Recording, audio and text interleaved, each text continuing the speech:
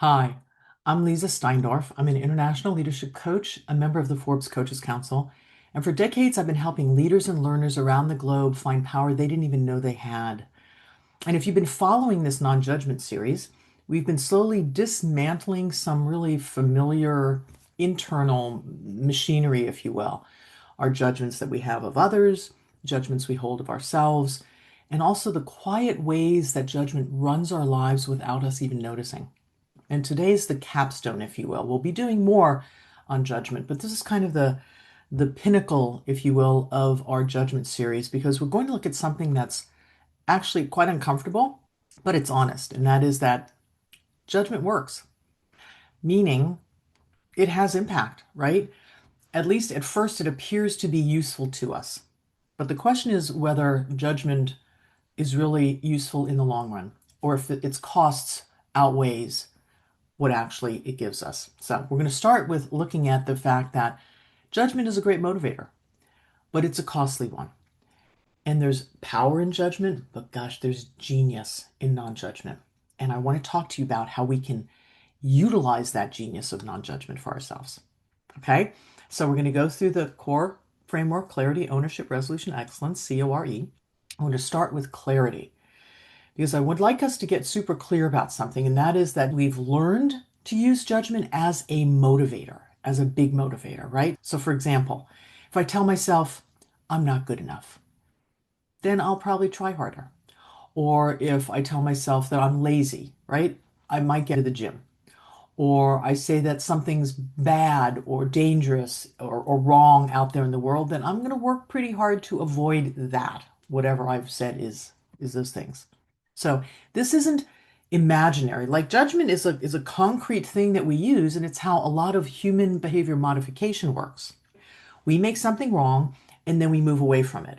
Or we make something right and then we chase it. So the issue isn't really whether judgment is effective or not. The issue is what we are feeding within our nervous systems, in our mind, in our souls, our sense of self, if you will, while we're judging. And it's a very different way of being in the world. Because every time we use judgment as fuel, we're actually like drip feeding a specific message again and again and again. I improve myself by attacking myself. Or the world is organized by good and bad. That's just what it is. Or safety comes from being on the right side. And the interesting thing is that everybody thinks that they're on the right side. So who's on the wrong side? Which is one reason why, if there are no sides, it makes things a lot clearer. Okay? So over time, that kind of categorizing and judging builds an internal landscape that's really quite, let's say, brittle and defensive. And there's not a lot of joy there. There's not a lot of juiciness there because we're so busy defending or making wrong. And I do want to take a moment to discern or to distinguish between discernment, making prudent decisions, making choices that serve us well, doing things that are aligned with our values. Absolutely wonderful. The way that I'm using the word judgment, so please take note of this, is making things right or wrong in a very black and white manner and then categorizing things according to that.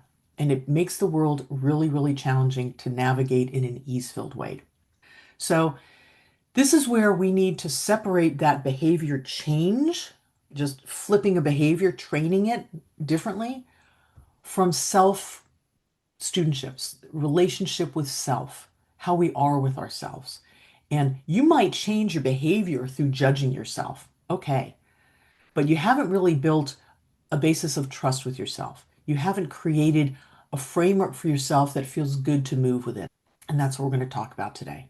I've worked with literally thousands of people all over the world. And I've found something, people who are super high functioning, top level leaders. They've achieved a lot. They're disciplined in how they get things done. They do the work. But when we slow down, when there are certain things that they're saying is just not working, something's off, right?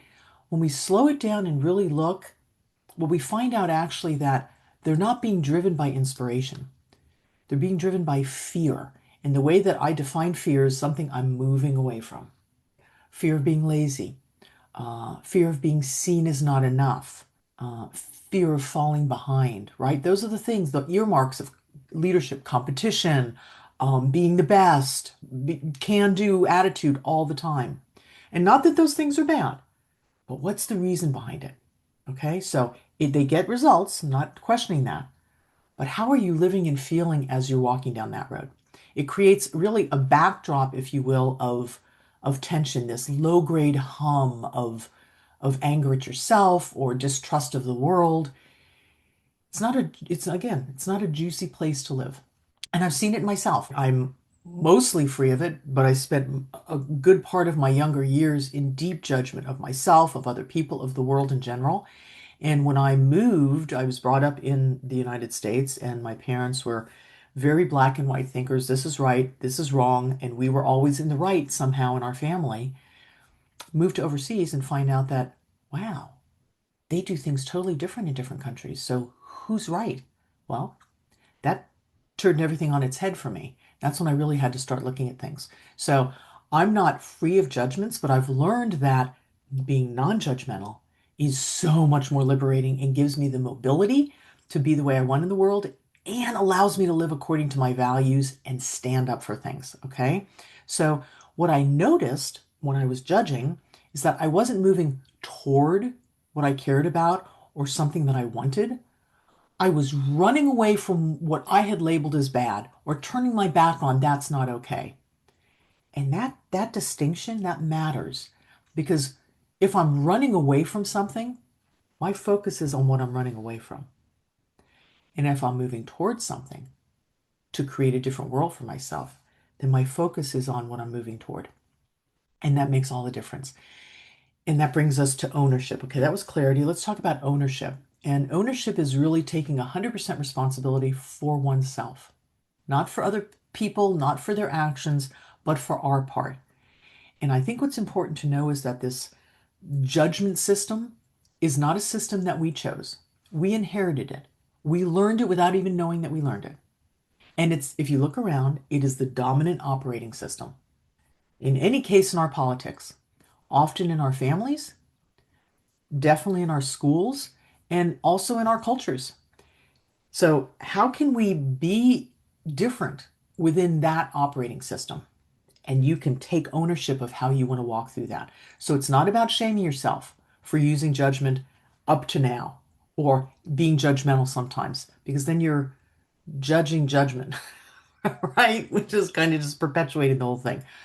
So, what I'm suggesting is that you're noticing the system that is operating, kind of like, your computer is has its operating system. We have our operating systems.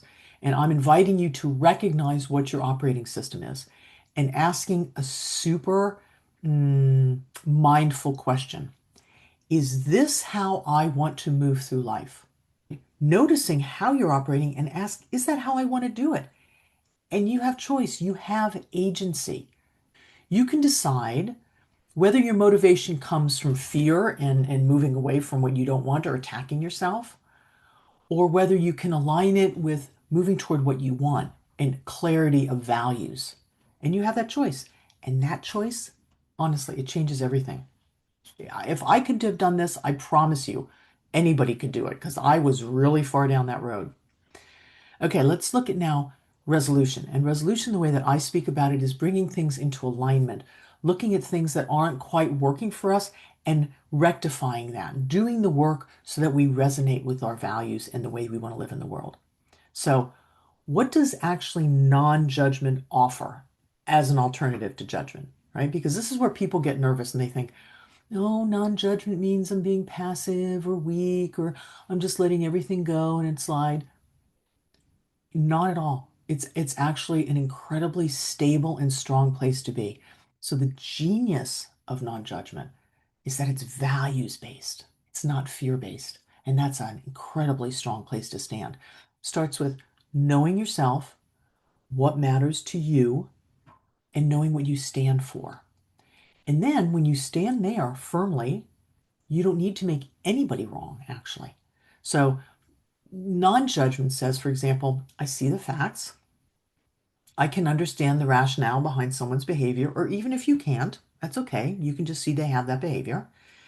And I can see outcomes of choices, their choices, my choices. So you're looking at things in a rational way. And I just want to add here, your emotions are fine. But when we're working through how we want to move, getting clarity on what the facts are and then resolving things for ourselves is a super useful tool to do in addition to knowing what we're feeling. Okay? So I can still say this is what I believe in and this is what I'm moving toward.